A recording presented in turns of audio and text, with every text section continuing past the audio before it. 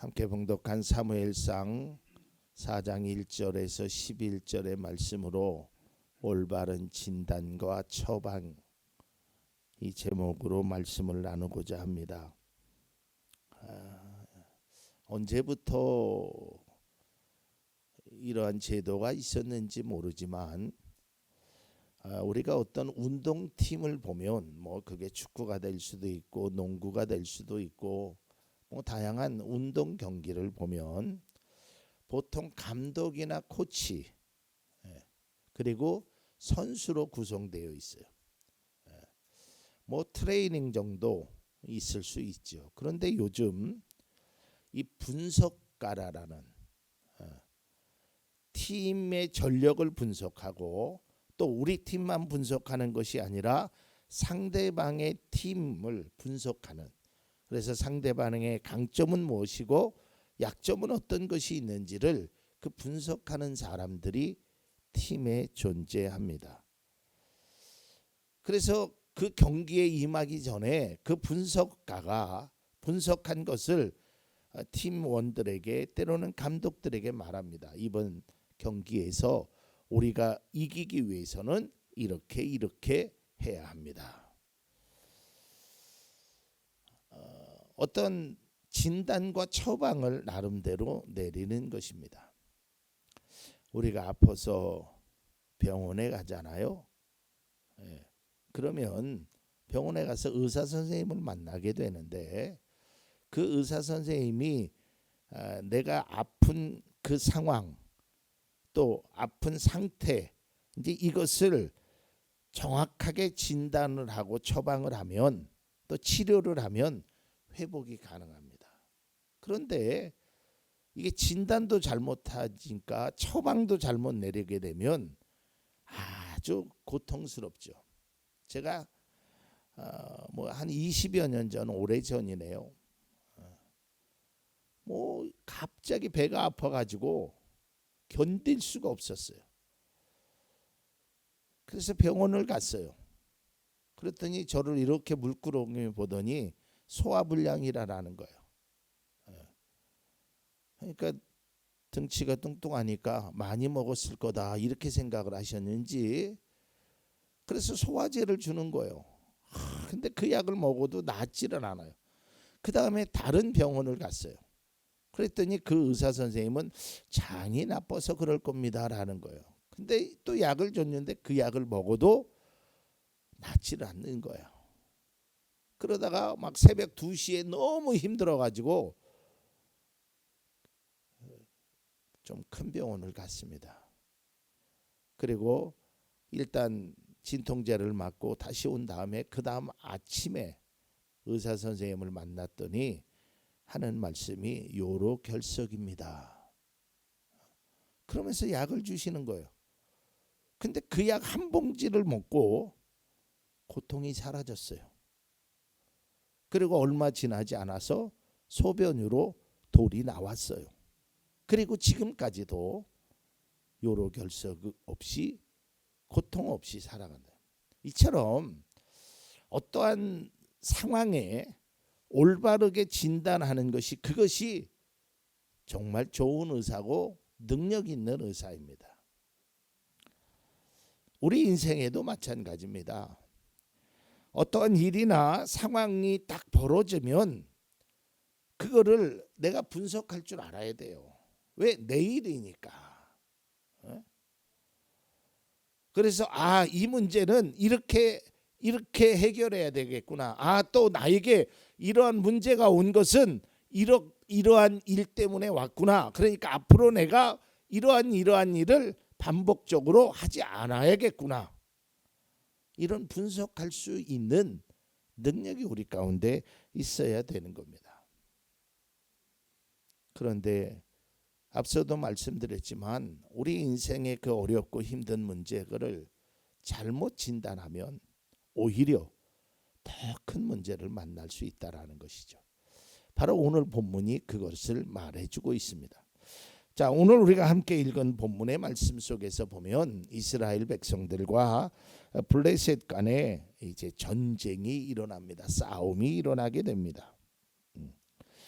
1절 하반절을 보면 이스라엘은 나가서 블레셋 사람들과 싸우려고 에베네셀에서 진을 치고 또 블레셋 사람은 아벡이라는 곳에 진을 쳤다고 합니다. 이 아벡이라는 것은 이미 이스라엘 땅입니다. 그러니까 이미 땅까지 들어왔다라는 것이죠.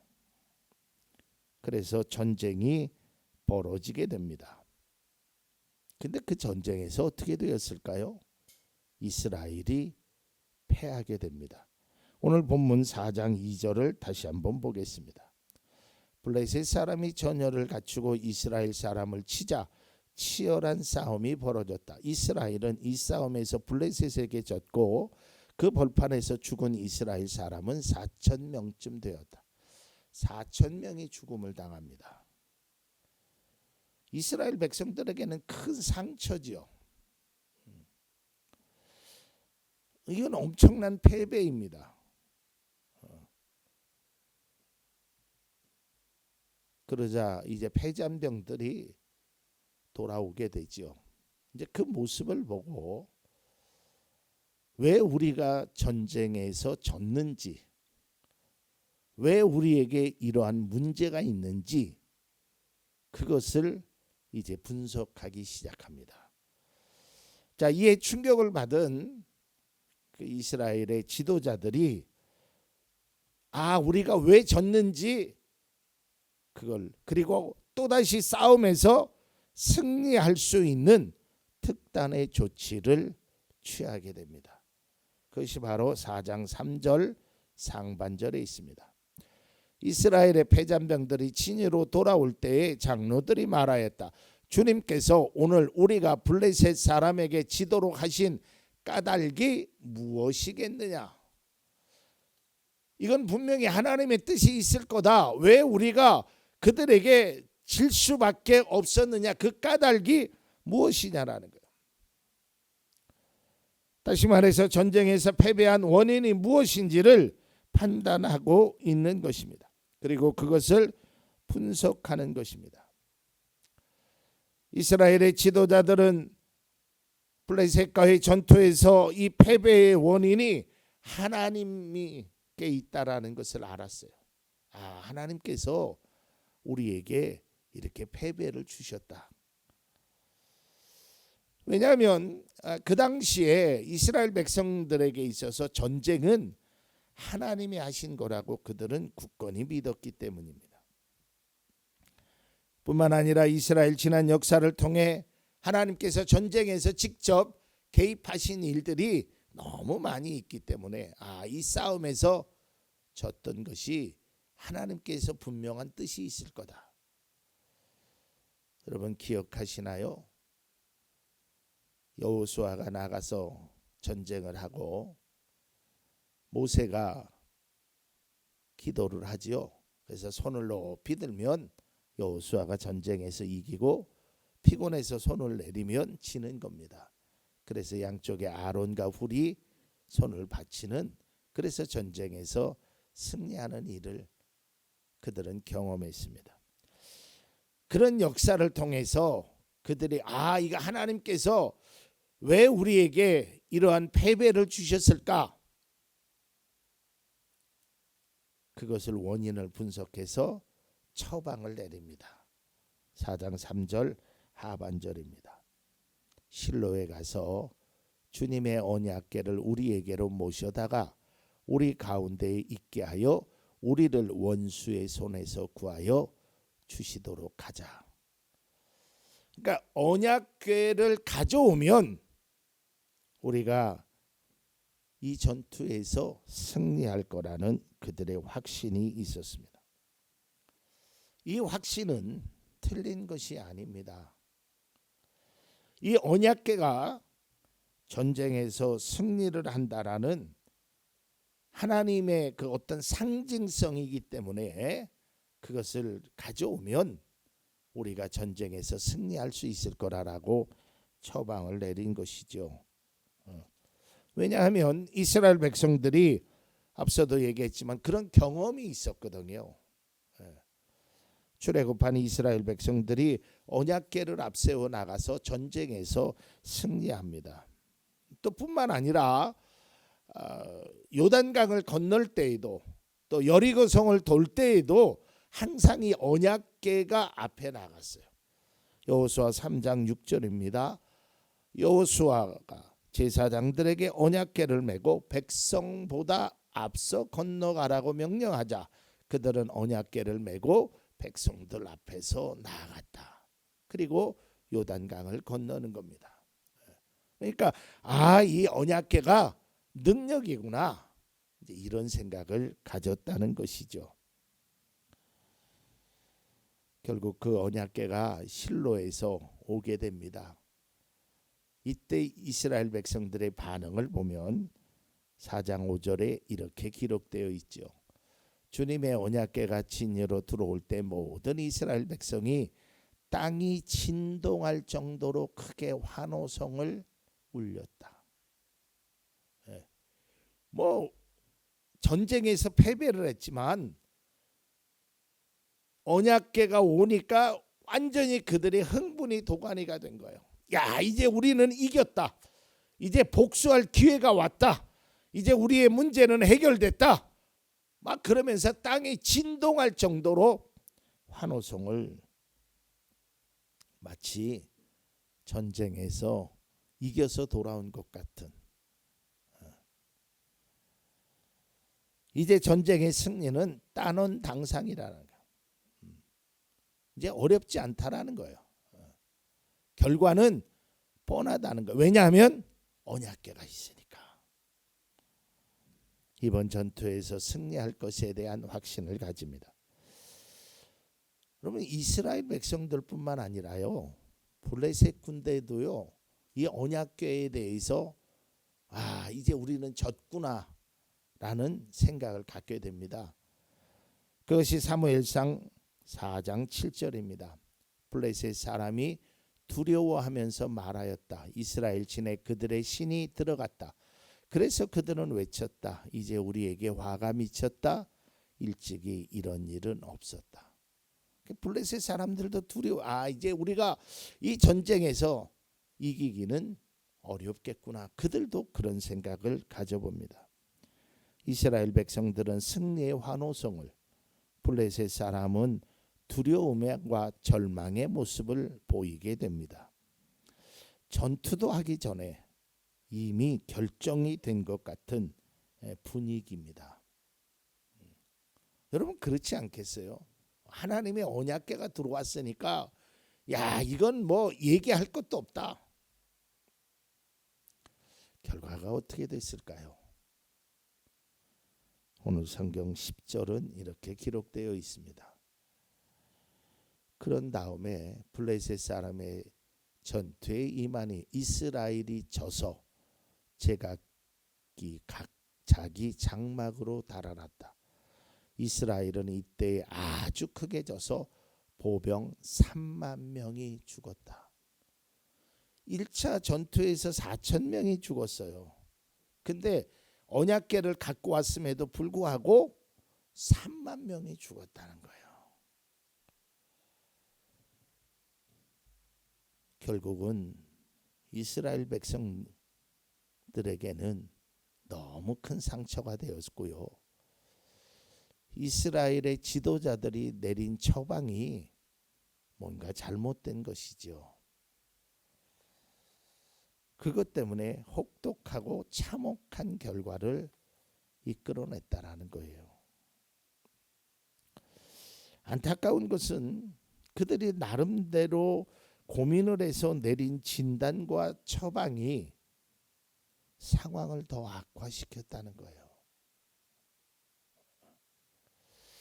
이처럼 뭔가 일이 잘못되었을 때 우리가 그것에 대해서 올바르게 처방을 내리지 않아야 하면, 올바르게 그것을 대처하지 못하면 더 큰 위험에 빠질 수 있다는 거예요.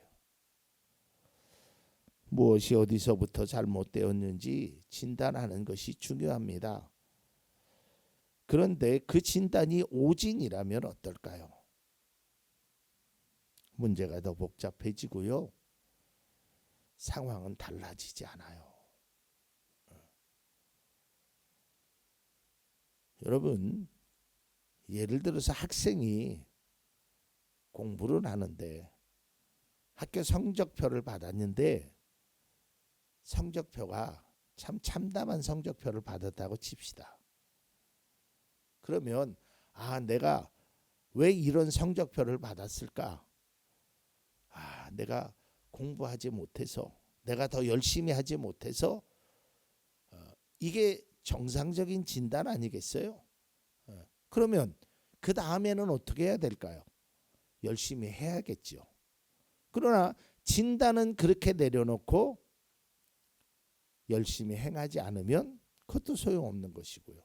또 이런 진단을 할 수도 있죠.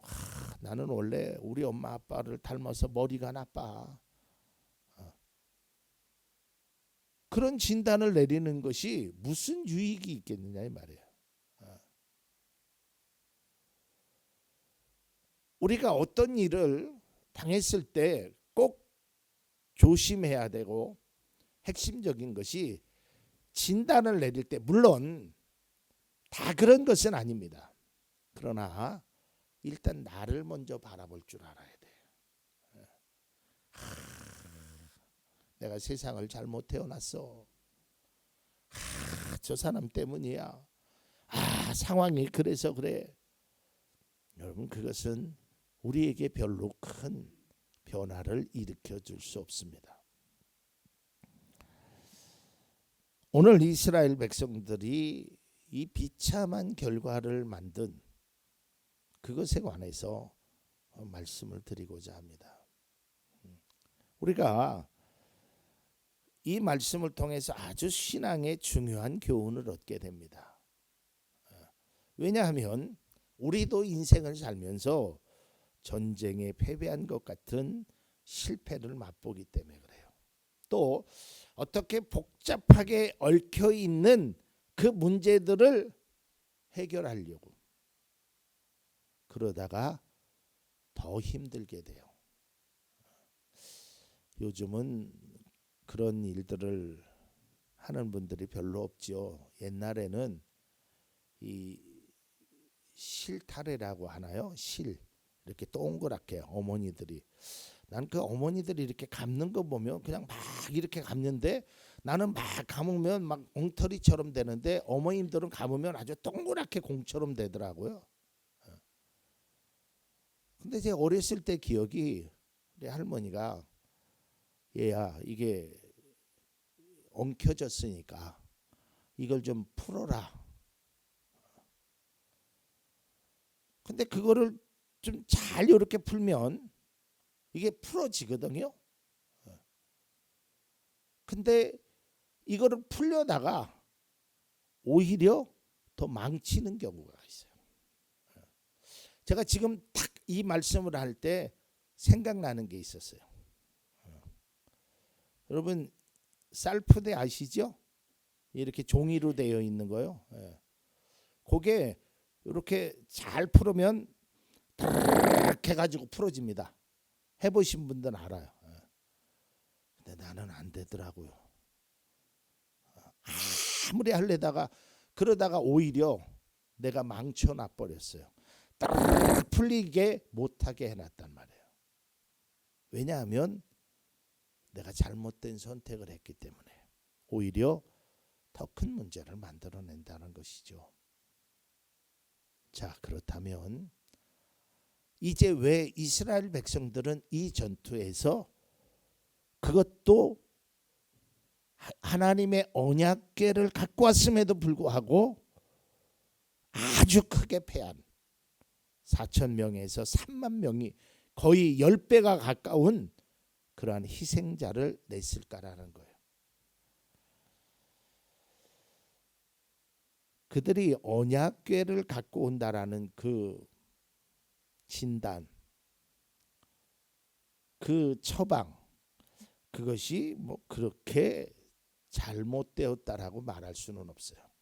그런데 여러분, 이 언약궤가 뭐냐면 이제 하나님께서 이 법궤 안에 그 안에 뭐가 들어있냐면 10계명 돌판하고요, 그 다음에 만나가 들어있고요, 그 다음에 아론의 지팡이가 거기 안에 들어 있어요. 그 언약궤가 이제 사무엘상을 여러분 읽어보시면 알지만 아무나 손을 대다가는 그 자리에서 죽습니다. 그 정도로 능력, 아무나 함부로 다루어지는 것은 아닙니다. 그리고 그 언약궤를 앞세워서 전투에서 승리한 경험도 있다고 말씀드렸죠. 그런데 여기서 중요한 것은요, 하나님이 떠난 그 법궤는 나무 상자에 불과하다라는 거예요. 여러분, 이게 우리가 신앙에 아주 오류를 범하는 것 중에 하나라는 거예요. 이스라엘 백성들은 언약궤가 없어서 전투에서 패했다는 진단을 내립니다. 그리고 그것을 가져오면 승리할 수 있을 거라고 그들은 확신을 합니다. 그런데 그 언약궤가 승리를 갖다 주는 것이 아니에요. 그들은 하나님의 말씀을 듣지 않았어요. 하나님의 말씀대로 행하지 않았어요. 그저 언약궤만 가지고 오면 모든 것이 될 거라고 생각했다라는 것이죠. 이것이 마치 미신적인 그런 신앙을 갖고 있었다는 거예요. 예전에 제가 청년 시절에 같이 신앙생활했던 어느 집사님 차를 탄 적이 있어요. 그 당시에 승용차를 가지고 있는 분들이 별로 많이 없었거든요. 근데 그 집사님의 차를 탔는데 차 안에 성경책이 있는 거예요. 그래서 제가 그때 이제 막 신학교 들어가고 그럴 때니까, 집사님 바쁘신 중에도 차 안에서 성경을 읽으시나 봐요. 왜냐하면 성경책이 그 안에 있으니까. 그래서 제 나름대로 감동이 됐어요. 야, 집사님도 저렇게 바쁜데 차 안에서도 성경을 읽는구나. 이런 생각으로 아주 감동받은 그런 내용으로 집사님에게 질문을 했습니다. 집사님 참 은혜가 되고 성경은 많이 읽으십니까? 그 집사님은 이렇게 대답하시는 거였습니다. 전사님, 이거는요, 제가 읽으려고 차에다 둔 게 아니고요, 이게 넣으면 안전운전 될 것 같아서 갖다 놨습니다. 분명히 성경은 하나님의 말씀이고 우리에게 아주 중요한 진리를 알려줍니다. 그러나 이 성경이 덮어져 있고 읽혀지지 않고 행해지지 않고 깨달아지지 않으면 그저 책에 불과한 거예요. 성경책이 우리를 지켜주는 것이 아닙니다. 성경 속에 있는 말씀이 내 말씀이 될 때 그것이 나를 지켜준다라는 것이에요. 제가 전에도 그런 말씀을 드렸죠. 우리가 그리스도인이 보통 표징하는 것이 십자가 아니겠습니까? 여러분, 십자가가 그 안에서 예수 그리스도께서 우리를 위하여 죽으신 그 은혜, 그 사랑, 그것이 진정한 십자가지, 그저 십자가 자체의 능력이 있는 것이 아니에요. 여기에는 강도도 여기에 매달려 있고요, 살인자도 매달려 있고요, 나쁜 짓, 흉악한 사람들이 매달려 있었던 것이 십자가입니다. 그러나 우리는 그런 세상의 십자가가 아니라 나를 위하여 구원을, 그 십자가, 그것이 우리에게 능력이 되는 것입니다. 어떤 책에서 이런 글을 본 적이 있습니다. 예배당에서, 교회의 건물이라는 예배당에서 참된 예배와 그리스도의 은혜가 없다면 그것은 그저 콘크리트 덩어리일 뿐이다. 제가 그 글을 읽고 참 마음이 와닿았어요. 여러분, 이 공간에 그리스도의 사랑, 그리스도의 은혜, 하나님 앞에 감사하는 성도들의 모습이 없다면 여기는 그냥 콘크리트 덩어리예요. 그래서 우리는 믿음의 사람이 어떤 진단과 어떤 처방을 내리느냐가 매우 중요하다라는 거예요. 그저 언약궤만 갖다 놓으면, 그저 성경책만 갖다 놓으면 안전운전할 거라고, 승리할 거라고 그런 헛된 생각을 가지고 있으면 안 돼요. 성경책이 나를 지켜주는 것이 아니라요, 성경에 기록된 하나님이 나를 지켜주시는 거예요. 우리가 이거를 깨달아야 됩니다. 이제 말씀을 맺고자 합니다. 블레셋과의 전투에서 2번씩이나 패한, 그것도 대패한 이스라엘 백성들의 모습을 보면서 우리 또한 신앙적으로 이렇게 동일한 실수를 하고 있지는 않은지 우리 자신을 한번 되돌아봐야 될 필요가 있습니다. 그리고 우리가 삶을 살면서 어려운 문제나 시련에 대해서 잘못된 진단이나 처방을 내리고 있지 않는지 우리는 다시 한번 생각해보고, 지난주 말씀의 제목처럼 신중에 신중을 가져야 됩니다. 우리에게 진정으로 필요한 것이 무엇일까요? 그것은 하나님이 우리에게 원하시는 것을, 그것을 행하는 것입니다. 그리고 하나님이 나를 지켜주시는 것이고, 예수 그리스도가 나를 생명의 은혜로 하신 거지, 성경책 자체가, 십자가 자체는 아무런 능력이 나타나는 것이 아님을 우리가 다시 한번 깨달아야 됩니다. 언약궤가 지켜주시는 것이 아니라 하나님이 지켜주시는 것이죠. 잘못된 진단과 처방에서 벗어나 이제 우리는 나의 삶의 어떤 문제에 올바른 진단과 처방으로 믿음의 길을 걷는 우리 모두가 될 수 있기를 바랍니다.